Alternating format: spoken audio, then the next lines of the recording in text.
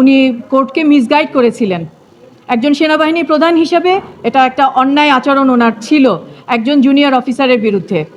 এরপরে উনি গতদিন বলেছিলেন যে প্রমোশন বোর্ডে আর উনি ওনার একজন অফিসারকে দিয়ে উনি জিয়াউল হাসানের যে প্রমোশন বোর্ডে যে প্রপোজাল দেয়া লাগে সেখানে সিরিয়াল কিলার হিসাবে উনি বলেছিলেন ওনার একজন অফিসার যেন এটা প্রস্তাব দেয়, এবং সেই প্রস্তাব দিয়েছিল সেই অফিসার।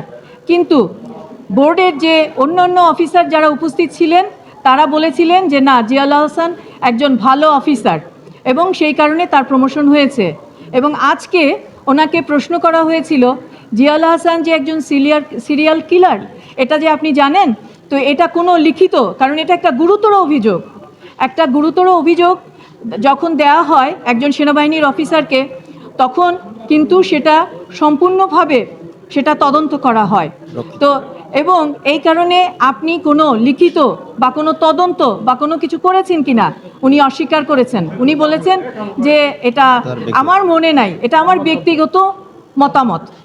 এরপরে আরও একটা প্রশ্ন ছিল, কি বলেছেন উনি ওনার ব্যক্তিগত মতামতে বলছেন জিয়াউল হাসান সিরিয়াল কিলার। এটা কোনো দাপ্তরিক বা কোনো তার দাপ্তরিক বা জিয়াউল হাসানের যে সেনাবাহিনীতে যে তাদের পার্সোনাল যে